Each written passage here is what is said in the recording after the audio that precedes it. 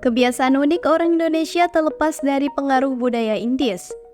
Kehadiran orang Belanda di Indonesia menjadi penguasa selama ratusan tahun banyak memengaruhi aspek kehidupan masyarakat pribumi, termasuk segi budaya dan hasil-hasilnya.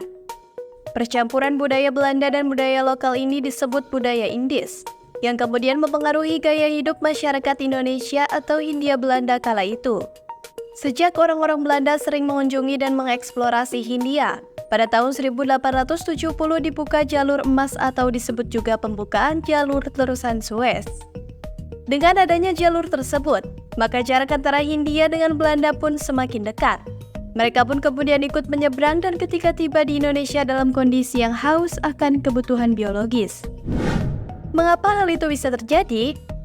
Djoko Soekiman dalam buku berjudul Kebudayaan Indis, dari zaman kompeni sampai revolusi, bahwa hal tersebut bisa terjadi akibat pembatasan kaum perempuan Belanda ikut ke Hindia. Karena itulah banyak kaum laki-laki Belanda yang kemudian menikahi wanita pribumi sebagai istri simpanannya. Wanita pribumi yang mereka jadikan istri simpanan ini disebut nyai. Sejumlah catatan sejarah menyebutkan bahwa mereka yang lahir dari hasil perkawinan silang sering disebut orang Indo atau orang Indis. Lahirnya etnis baru menyebabkan percampuran antara dua budaya yang memiliki perbedaan namun saling menyesuaikan. Akhirnya, kebiasaan orang-orang Jawa campur dengan budaya Belanda. Djoko Soekiman dalam buku berjudul Kebudayaan Indis 2014 halaman 126 menyebutkan bahwa menyalakan petasan merupakan salah satu kebiasaan orang Belanda saat merayakan momen-momen tertentu, seperti saat upacara pernikahan. Kemudian sejumlah orang di Indonesia biasanya menggelar baca doa bersama. Dalam Muslim kita kenal dengan sebutan tahlil. Baca doa atau tahlil ini untuk memperingati hari kematian.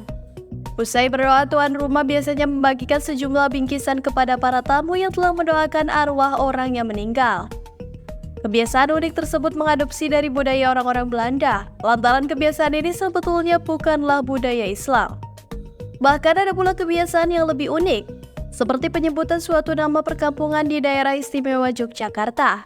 Dan ternyata kebiasaan ini menyerap dari bahasa Belanda. Seperti di Yogyakarta ada nama kampung atau jalan Kleringan, sebelah timur stasiun Tugu. Djoko Soekiman menyebutkan bahwa nama itu menyerap dari nama seorang Belanda, yaitu Tuan Klirens. Itulah sejarah mengenai kebiasaan unik orang Indonesia yang menyerap dari budaya Belanda. Penting untuk Anda ketahui sebagai pengetahuan seputar sejarah masa kolonialisme di Indonesia.